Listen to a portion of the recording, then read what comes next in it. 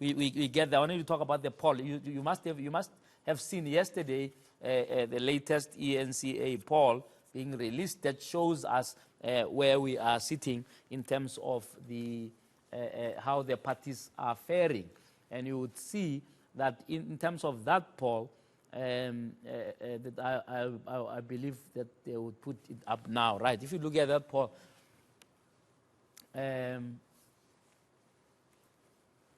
you would see that the EFF was number 3 in February, the DA number 2, ANC number 1.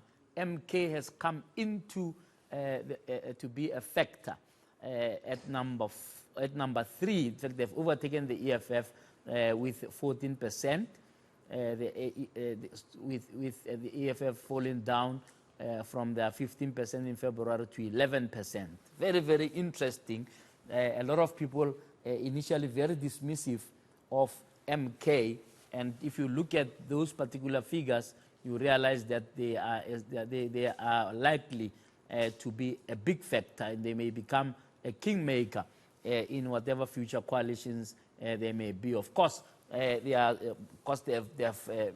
been under fire, if you like, from the IEC, going all the way to the Constitutional Court to get Musholozi disqualified to be a member of parliament. So all he can hope for is to influence on the sidelines and basically rule from the grave, so to speak.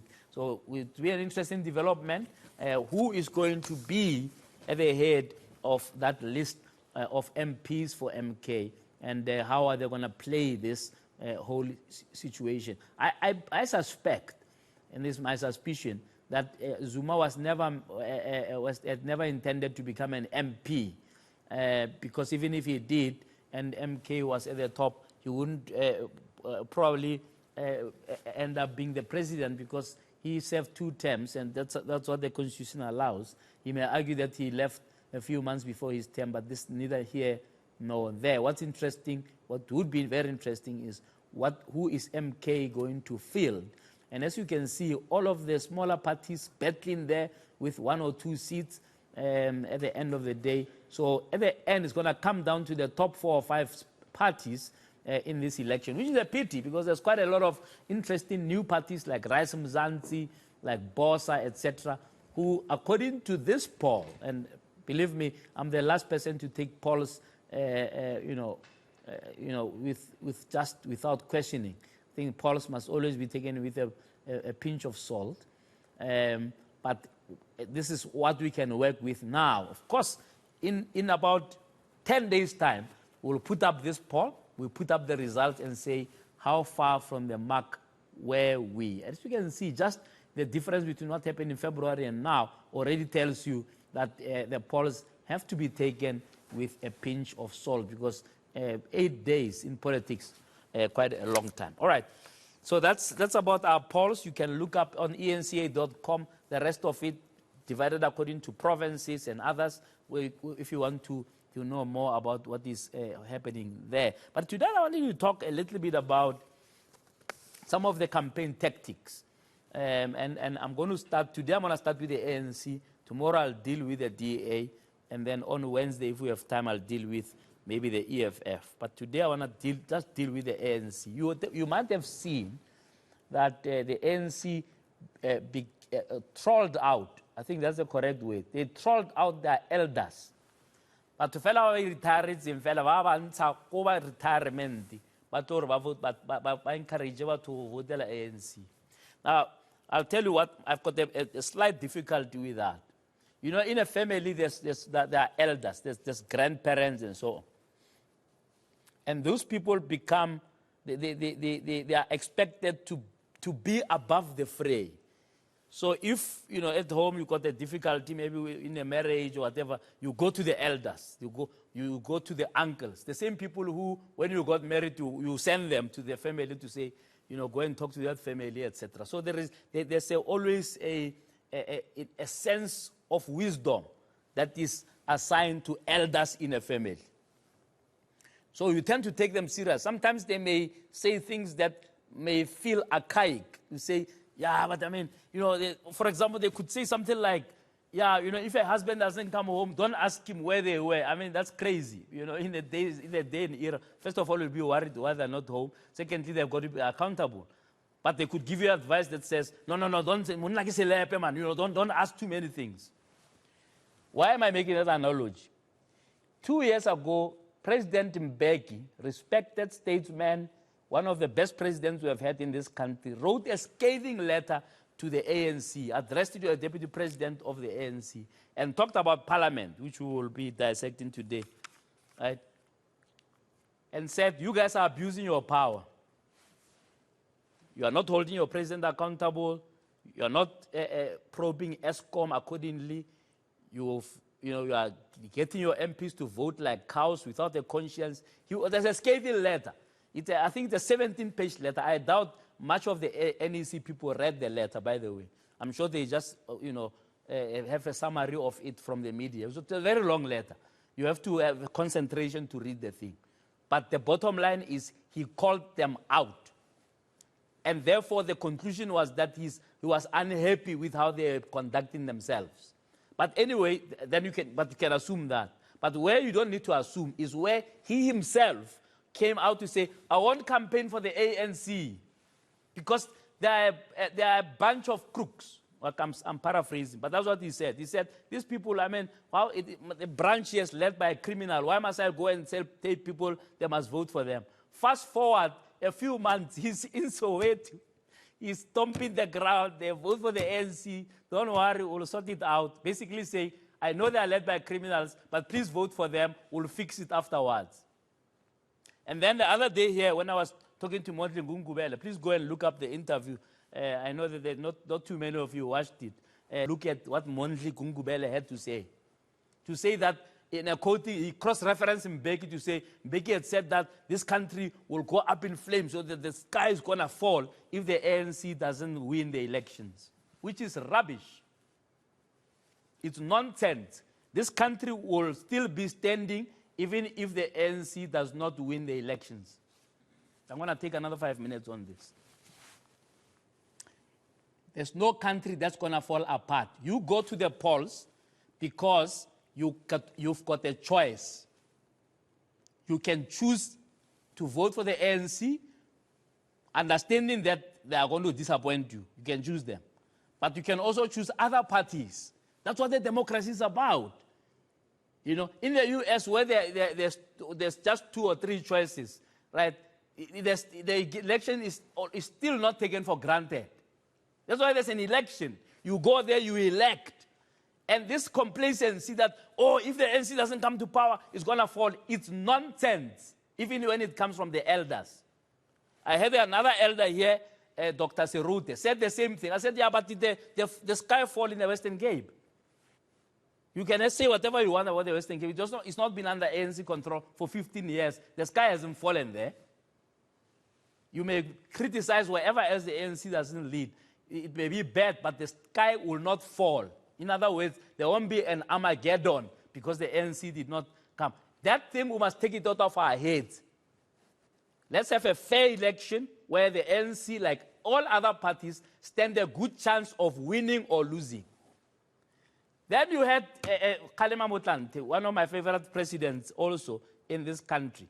A few years ago, he was on BBC Hard Talk, not Soweto TV, he was on BBC, meaning telling the whole world that this place is so hopeless.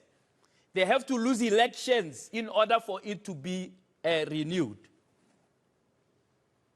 Kgalema Motlanthe, with all his stature, he brought himself to say, these guys must lose elections, meaning ANC, in order for those who are there for wrong reasons to leave, so that the ones who are true to the ANC can stay and rebuild it and renew it.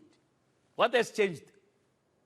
No. He's also stomping the ground. He's campaigning for the ANC. So the elders, they have thrown away their role, their sobering role, where they're supposed to tell the truth and stick by it. No. They tell the truth today. Tomorrow they're changing their minds. They're stomping the ground and so on. Can you believe Matthew Posa?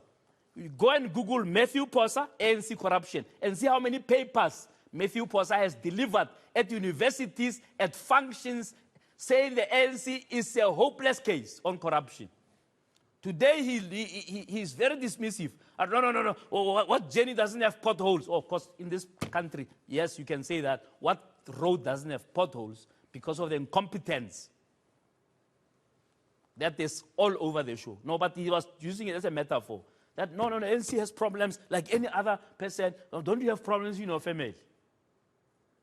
We're expected to behave dumb and numbed and be intoxicated by our love for the ANC if you listen to these elders. Tokyo Sohwale, go and Google what Tokyo Sohwale said. He was here on this show here, and he told us that people like the Reserve Bank governor, the Minister of Finance, the President, and have stolen money in the Reserve Bank before that money was even released for good causes. Therefore, why must we vote for thieves? No, he's out now. You know, in a military garb, he looks like, somebody said he looked like an African dictator. Elders who thrive in lies. It's actually a shocking thing. Because, well, yes, you know, in African tradition, please, don't tell, you can't say elders are lying. Yeah, that's a problem. That's why our countries in the continent are dilapidated, because we are unable to tell these elders, but you are lying. And you are making us look like fools. So, not impressed by the ANC trolling out the elders. If they were trolling them out to tell us the truth and to affirm what people died for, which is our right to choose who must govern us, our right to vote, not our right to be told that we can't vote anywhere else, otherwise the country is going to come up in flames. It's like the DA banning the flags, the same thing. If you don't vote for us, this country is going to ban. And so I said, no, why didn't you just use the picture of Parliament banning, man? Why do you ban the flag? I can go on and on about these elders, but the bottom line is, this is truly disconcerting. By the way, this whole thing about renewal is not new, man. It's not new. In 2002, and I may get the date wrong, but it's long ago, in an NGC in PE, Mbeki talked about the need for a new cadre. That's a synonym for renewal. A need for a new cadre. Mbeki. It's 20 years later. We are still waiting for that new cadre. All we see is the old cadre who is stealing in broad daylight. It's a cadre who's been mentioned in the state capture report, and no consequence has happened to them in 19 months after a 1 billion report was released. There is no new cadre that has emerged. And good luck if you think that they will emerge soon. And what's worse is that the people who are supposed to make sure that cadre emerges are joining the chorus of saying, no, it's okay, we can't afford anybody else to lead. No. Please vote the ANC, we'll correct ourselves later, we'll do self-correction. We have lost our way so bad, it's not even funny. Yesterday we had a debate in Cape Town. The ANC decided not to come because they said, they don't want to be in some Jewish venue, we must go away, that the activism it cannot allow them. I wish they could have the same kind of moral stature when it comes to holding comrades who are stealing accountable. Don't come and tell me about some venue. This channel will broadcast from a church, will come from a mosque, from anywhere. On Easter Sunday, we're broadcasting from the Anglican Church in St. George's Cathedral. A few weeks ago, we were broadcasting from the Regina Mundi. Does it mean that we are fanatical Christians? We are not. We are independent, which means that any community in this country can call us. We went to a gangster-infested place there in Hanover Park. Nobody said we are gangsters if we were there. We are just losing our way every day on so many levels. But tonight, I'm disappointed that we've got elders who think it's okay to 1 minute say, don't vote for the ANC, they're crooks. And then tomorrow says, oh, by the way, see, vote for them, please, man. They will change their ways.